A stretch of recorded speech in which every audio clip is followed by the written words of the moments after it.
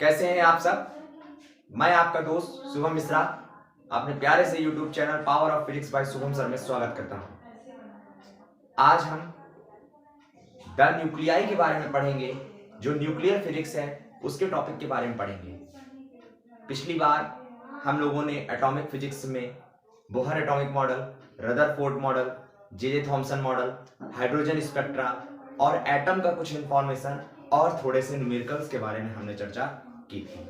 I hope वो lecture अगर आप नहीं देखा है तो उस लेक्चर को आप जाकर देखिए और चैनल को सब्सक्राइब कीजिए, लाइक करिए, कमेंट करिए और अगर कोई कमी दिखती है तो उसके लिए हमें बताइए। तो आज हम शुरू करते हैं न्यूक्लियस। जैसा कि आप जानते हैं कि इस दुनिया में कई से ऐसे रहस्य छिपे हुए हैं जिनकी आज भी खोज नहीं हुई है और ये दुनिया आपको जैसे दिखती है वैसे नहीं है। ये दुनिया अगर आपको परफेक्टली सॉलिड दिखती है या दुनिया आपको परफेक्टली लिक्विड दिखती है या दुनिया आपको परफेक्टली गैस दिखती है तो आप ये समझ लीजिए कि व्यूअर या ऑब्जर्वर जैसा देखना चाहता है वैसे ये दिखती है। लेकिन अगर हम बात करें अलग अलग थ्योरी जैसे कि special theory of relativity, big bang theory, black hole theory, जितनी भी थ्योरीज आई हैं ये थ्योरीज अपने हिसाब से हर एक तरीके से जो दुनिया है उस दुनिया को देखने का नजरिया बताती है। अब हम बात करते हैं अपने नए टॉपिक की, क्वांटम मैकेनिक्स के दूसरे सबसे बेस्ट टॉपिक जिसका नाम है न्यूक्लियस।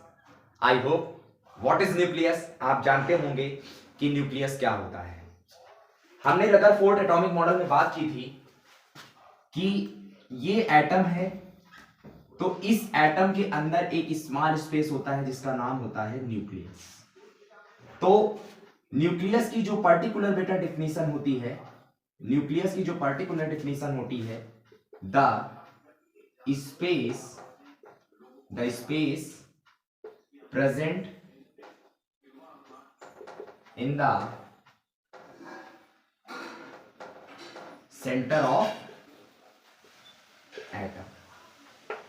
कहने का मतलब कि जो न्यूक्लियस होता है, न्यूक्लियस क्या होता है, एक ऐसा स्पेस होता है जो कि सेंटर ऑफ एटम में प्रेजेंट होता है और एटम का जो पूरा का पूरा मास होता है, कहने मतलब एटम का जो पूरा का पूरा मास होता है वो कहां कंसंट्रेट होता है, वो कंसंट्रेट होता है कहां पर, कंसंट्रेट होता है कहां पर बेटा, ये कंसंट्रेट होता है कहां पर, nucleus. Are you getting my point. ये जो स्पेस होता है ये एक स्पेस होता है जो कि सेंटर का, एटम का जो सेंटर होता है वहां पर प्रेजेंट होता है और ये जो एटम है ये इसका पूरा का पूरा जो मास होता है, इसका पूरा का पूरा जो मास होता है ये मास कहां कंसंट्रेट होता है, न्यूक्लियस पर कंसंट्रेट होता है। तो अगर हम जैसे न्यूक्लियस का कोई स्ट्रक्चर बनाना चाहें तो आप स्ट्रक्चर अगर इसका देखना चाहें न्यूक्लियस का तो आपको न्यूक्लियस का एक स्ट्रक्चर मैं बना के दिखाता हूं।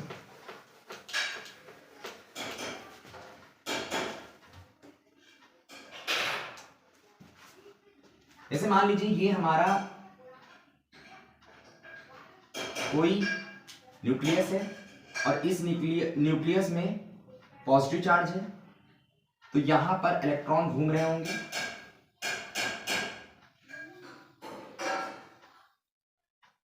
कुछ इस तरीके से इनका रिवॉल्वेशन होता है। यहां पर कोई इलेक्ट्रॉन होगा, यहां पर कोई इलेक्ट्रॉन होगा, यहां पर कोई इलेक्ट्रॉन होगा। अब हमारे लिए सबसे ताज्जुब की बात यह है कि इस न्यूक्लियस के अंदर आपने नाम एक सुना होगा, प्रोटॉन और न्यूट्रॉन। अब ये प्रोटॉन और न्यूट्रॉन न्यूक्लियस में प्रेजेंट होते हैं, ये आपने सुना होगा, ये बात सही भी है। प्रोटॉन और न्यूट्रॉन जो होते हैं न्यूक्लियस से प्रेजेंट होते हैं। जहां पर मैं आपको बता सकता हूं कि ये जो प्रोटॉन होते हैं इसे हम P से डिनोट करते हो, ये भी पॉजिटिव चार्ज एक्सर्ट करता है और जो न्यूट्रॉन होते हैं इसे हम लोग स्मॉल n से डिनोट करते हैं और ये क्या करता है, ये कोई भी चार्ज डिनोट नहीं करता, ये चार्ज लेस होता है। कैसा होता है बच्चों, ये चार्ज लेस होता है। Are you getting my point. और किसी भी न्यूक्लियस के अंदर ये जो न्यूट्रॉन होते हैं, ये प्रोटॉन होते हैं, ये जो न्यूट्रॉन प्रोटॉन होते हैं, इनके कंबाइनिंग फॉर्म को हम एक नाम देते हैं और जिसका नाम होता है क्या, न्यूक्लियॉन्स। क्या होता है इनका नाम, न्यूक्लियॉन्स। तो आपको न्यूक्लियर फिजिक्स के किसी भी अगर टॉपिक में ये नाम याद आवे कि न्यूक्लियॉन्स क्या होता है तो न्यूक्लियॉन्स जनरली प्रोटॉन और न्यूट्रॉन का सम जो होता है उसे हम लोग न्यूक्लियॉन्स बोलते हैं। और न्यूक्लियस जो होता है वो एटम के सेंटर का स्पेस का पार्ट है जहां की पूरा का पूरा जो मास होता है वो कंसंट्रेट होता है। ओके स्टूडेंट्स, यहां तक आप पढ़ चुके हैं। अब हम इसके आगे की बात करते हैं। चलिए अब हम सबसे बड़ी बात ये करते हैं कि हम एटम के मास को सबसे पहले कैसे हम जानेंगे। Measurement of atomic mass. बात आई कि एटम का मास कैसे मेजर करेंगे, तो एटम का मास मेजर करने के लिए हमारा जो टॉपिक है measurement of atomic mass. Okay students, इसको मेजर करने के लिए हम जानते हैं कि इसको सबसे पहले पुराना जो मॉडर्न मेथड है उसको देखने के लिए, ये जानने के लिए हम जानते हैं कि एक एटॉमिक मास जो होता है, एक एटॉमिक मास, इसको हम लोग एक एटॉमिक मास यूनिट बोलते हैं। एक एटॉमिक मास यूनिट बोलते हैं। और ये एक एटॉमिक मास यूनिट जो डिनोट किया जाता है वो यू से डिनोट किया जाता है। इसकी जो वैल्यू होती है वो 1.67 इंटू 10⁻⁻27 किलोग्राम होती है। और ये अगर बात करें तो ये इतना होता है वन एटॉमिक मास यूनिट। और ये जो वन एटॉमिक मास यूनिट होता है ये एक कार्बन, मतलब 12 कार्बन में से एक कार्बन का जो मास होता है वो इतना होता है। और इसी को हम लोग जनरल मेथड में एक एटॉमिक मास यूनिट बोलते हैं, जो कि एटम के मास का मेजरमेंट है। ये तो हमारा ये वाला मेथड हो गया। इस मेथड में अगर आपसे कोई पूछे what is the definition of atomic mass unit, तो 12 कार्बन एटम का जो एक कार्बन एटम होता है उसका जो ये मास इतना होता है, यही मास क्या कहलाता है, वन एटॉमिक मास यूनिट होता है। कहने का मतलब 1/12 कार्बन एटम का। ओके स्टूडेंट्स, अब यहां पर हम सबसे पहले बात करते हैं कि जो ये क्या कहते हैं वन एटॉमिक मास यूनिट होता है। अगर ये one atomic mass unit 1.67 × 10⁻⁻27 kilogram है, तो मैं आपको एक बात बताना चाहूंगा कि जब एटम की डिस्कवरी हुई और एटम के अंदर जाकर स्पेक्ट्रोस्कोप से हम लोग माइक्रोस्कोप लेवल पर जब इसकी स्टडी किए और न्यूक्लियस के पता किए, और न्यूक्लियस का पता करने के बाद हम लोग न्यूक्लियस के अंदर भी जाकर प्रोटॉन और न्यूट्रॉन की खोज किए, तो इनको खोजने के बाद मैं आपको एक बात बता दूं, जिस समय ये सब हो रहा था उसी समय एक साइंटिस्ट थे जिनका नाम था sir Albert Einstein. Albert Einstein ने एक क्या कहते हैं अपनी थ्योरी दी थी, और उस थ्योरी में एक बहुत बड़ा फॉर्मूला, ब्रह्मांड का बहुत बड़ा फॉर्मूला बताया था, और उस फॉर्मूला का नाम था E = mc²। m क्या है, मास है, E क्या है, एनर्जी है। इनका कहने का मतलब ये था कि जो एनर्जी है वो किसके इक्विवेलेंट है, इक्विवेलेंट टू मास। और आप समझ लीजिए कि जब आइंस्टीन ने ये वाला फॉर्मूला दिया, तो आइंस्टीन ने सिर्फ ये वाला फॉर्मूला दिया था, लेकिन इसे एक्सपेरिमेंटली जो प्रूव किया था, इसकी एक्सपेरिमेंटली दो साइंटिस्टों ने प्रूव किया था। एक साइंटिस्ट का नाम था कॉकवार्ट और दूसरे साइंटिस्ट का नाम था वॉल्टेन। ये दो साइंटिस्टों ने 1935 में इसकी डिस्कवरी की थी, जो कि E = mc² है। अब इसे हम लोग जनरली जो बोलते हैं, इसे हम लोग जनरली बोलते हैं rest mass energy, rest mass energy relation, rest mass energy relation इसे बोलते हैं, या फिर इसे हम लोग बोलते हैं आइंस्टीन मास एनर्जी रिलेशन। इसे हम लोग बोलते हैं आइंस्टाइन मास एनर्जी रिलेशन।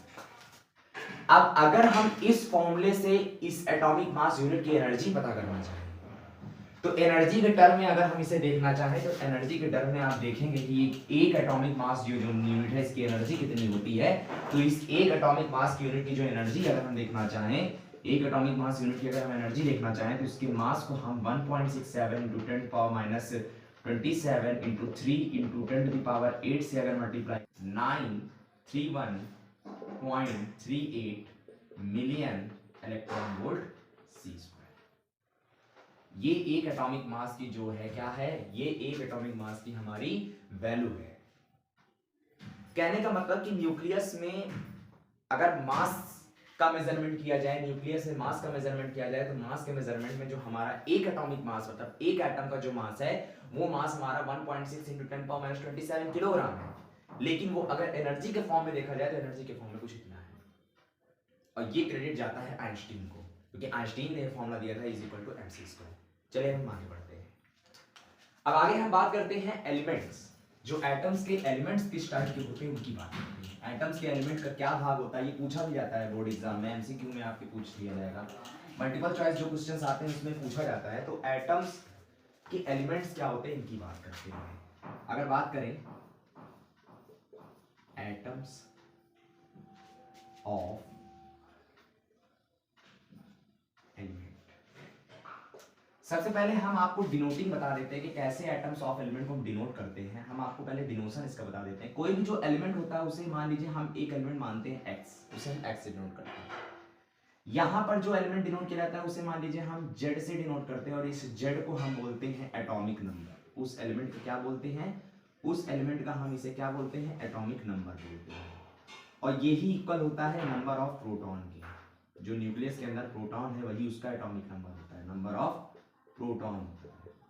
ठीक है बच्चों, जो हमारा ऊपर लिखा जाता है, ऊपर हम लिखते हैं एटॉमिक मास, इसे हम लोग क्या बोलते हैं, एटॉमिक मास बोलते हैं। अब जैसे मैंने आपसे कहा कि मैंने लिखा 6C12, तो 12 क्या है, 12 हमारा है एटॉमिक मास, और 6 हमारा क्या है, 6 हमारा है एटॉमिक नंबर, एटॉमिक नंबर। और इसी को हम लोग नंबर ऑफ प्रोटॉन बोलते हैं, नंबर ऑफ प्रोटॉन बोलते हैं।